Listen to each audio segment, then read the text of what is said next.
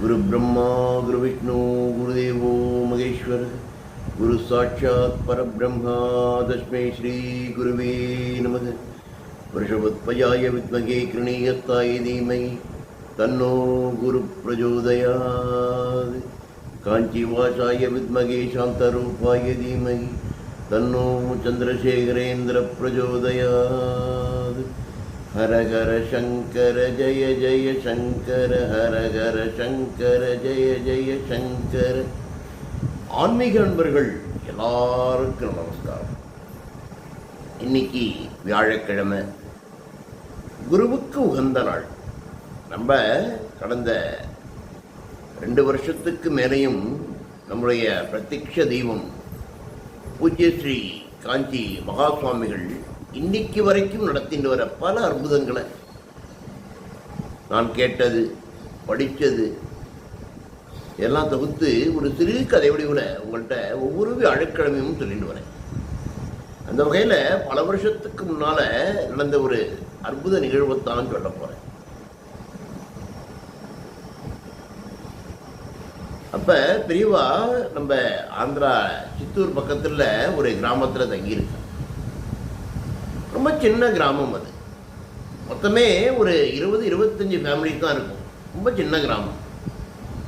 ஆந்திரானா தெரியும், ஓரளவு வறண்ட பூமி.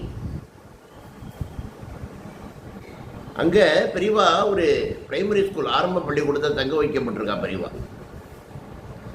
அந்த ஊரில் பெரிய வசதிகள் ஒன்றும் கிடையாது. பெரியவா வசதிகள்லாம் எதிர்பார்க்குறவர் கிடையாது. மாட்டு தொழுவமாக இருந்தால் போகிறோம், மரம்லாம் ஒரு மரத்தடியாக இருந்தால் போதும், ஒரு நிழல் கிடைச்சா கூட அங்கே தங்கிடுவார் பெரியவா. உங்கள் எல்லாருக்குமே தெரியும், நிறையா இடத்துல கேட்டிருப்பள், படிச்சிருப்பள். அந்த மாதிரி அந்த ஆரம்ப பள்ளிக்கூடத்தில் தங்கியிருக்கா பெரியவா. ஒரு 20-25 ஃபேமிலி தான் இருக்கும். நான் ஏற்கனவே சொன்னேன், அந்த ஊரில் குடி தண்ணி வசதி கூட அவ்வளோவா கிடையாது. நான் சொல்கிறது பல வருஷத்துக்கு முன்னால் சொல்கிறேன். இருந்தது ஒரே ஒரு குளம் தான் இருக்குது. அந்த குளமும் பார்த்தோன்னா ரொம்ப சுத்தமாக இருக்காது. ஏன்னா எல்லாத்துக்குமே அந்த குளம் தான், எல்லாத்துக்குமே அப்படின்னு சொல்லுவோம். உங்களுக்கு தெரியும், ஆனால் சொல்லணுங்கிற அவசியம் கிடையாது. பெரியவா அந்த குளத்தில் தான் நீங்கள் ஸ்நானம் பண்ணார்.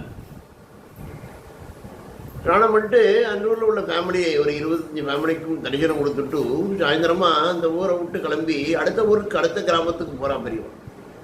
அடுத்த கிராமம் இந்த கிராமத்தை விட ஓரளவு பெரிய கிராமம், ஓரளவு குடிநீர் வசதிகள்லாம் இல்லை ஒரு கிராமம். அங்கே போய் அங்கே தங்கிட்டா. ஒரு சிவன் கோயில் பக்கத்தில் ஒரு குடிசை போட்டால் குடிசையில் தங்கிட்டா பெரியவா. ஏற்கனவே தங்கியிருந்தார் இல்லையா பெரியவா. அந்த கிராமத்து மக்கள் இந்த மறுநாள் காலையில் அந்த குளத்தை போய் பார்க்குற. குளம் பார்த்தோன்னா அவ்வளவு சுத்தமாக இருக்கு. பாசி கீசி இல்லை, குப்பைகள் இல்லை, படுங்கி நீர் மாதிரி தண்ணி ஃபுல்லாக ஓடுறது. அவளுக்கு ஒரே ஆச்சரியம். நம்ம பெத்த தேவடு வந்து குளிச்சா சரியாக படுத்து அப்படின்னு சொல்லி ரொம்ப ஆச்சரியப்படுறாங்க. உடனே அந்த கிராமத்து பெரியவாள்லாம் சேர்ந்து ஒரு வண்டி கட்டிண்டு, வண்டி நிறைய சாமான்கள், மளிகை சாமான், அரிசி, பருப்பு, காய்கறிகள், இலக்கட்டு எல்லாம் எடுத்துட்டு பெரியவா அடுத்த கிராமத்தில் தங்கியிருக்கான்னு தெரிஞ்சுட்டு அவர்கிட்ட நன்றி சொல்கிறதுக்காக ஆசீர்வாதம் வாங்கிட கிளம்பிட்டார். கிளம்பி பெரியவா தங்கியிருக்கிற பக்கத்து கிராமத்துக்கு போயிட்டார். போய் பெரியவாள்கிட்ட இதை சொல்லி ஆனந்தப்பட்டு ஆசீர்வாதம் வாங்கிட்டு இந்த சாமான்கள் எல்லாம் நன்றிக்கிறதாக சமர்ப்பிக்கிறார் பெரியவாளுக்கு அந்த கிராமத்து மக்கள். அவள் ஆசீர்வதிச்சுட்டு அவள் கிளம்பி போயிட்டான். பெரியவா தன்னுடைய பாரிஷதர்கள் 7 பேர் தான் இருப்பா. எப்போதும் பெரியவா வெளியில் பாததாரியாக போகும்போது அந்த 7 பேரை 2 பேரை கூப்பிட்டு இது எல்லாத்தையும் சமைச்சுடு இன்னைக்கு அப்படின்னு சொல்லிட்டார். கொண்டு வந்த காய்கறிகள், அரிசி, பருப்பெல்லாம் பார்த்தோம்னா கிட்டத்தட்ட ஒரு 100 பேர் சாப்பிடலாம், அந்த அளவுக்கு இருக்குது. பெரியவா எல்லாத்தையும் சமைச்சிடும்ட்டான்.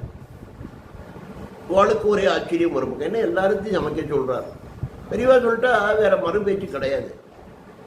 சரின்னு சமையலறைக்கு போய் சமைக்க ஆரம்பிச்சிருப்பார். ஒருத்தர் பேசிக்கிறார்.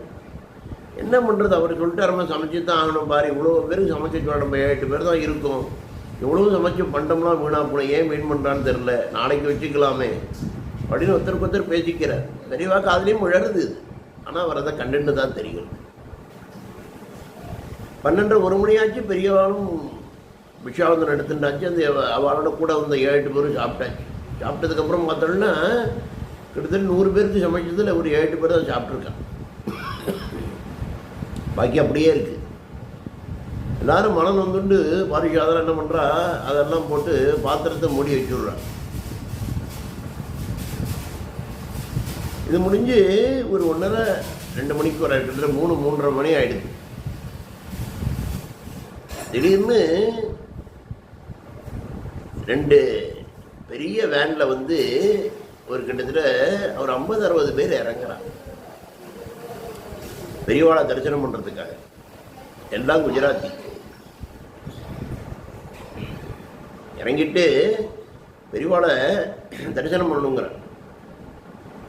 அப்போ நம்ம பாலு மாமா சொல்கிறார், பெரியவாள் அப்புறம் தரிசனம் பண்ணணும், நீங்கள் சாப்பிட்டுட்டு வந்தால் தான் பெரியவா தரிசனம் கொடுப்போம், ஆசீர்வாதம் பண்ணிட்டேன்னு சொல்லிட்டா அப்படின்னு சொல்கிறார்.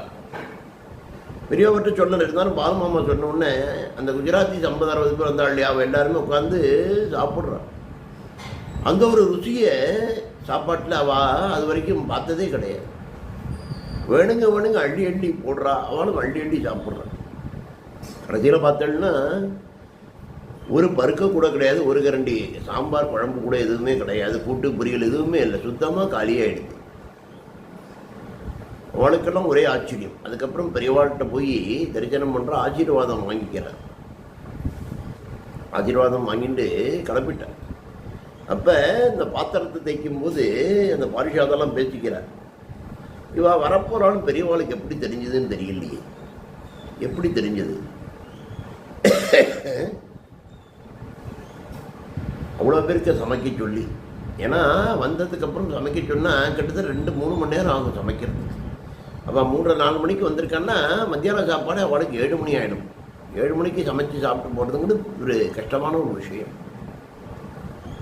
என்ன ஒரு ஆச்சரியம் பாருங்க, பெரியவாளுக்கு இது எப்படி தெரிஞ்சது? அவருடைய ஞான திருஷ்டி பின்னால் வரப்போகிறத முன்னாலே உணர்ந்து, அதனால தான் அந்த கொண்டு வந்து எல்லாத்தையுமே சமைக்க சொல்லியிருக்காங்க.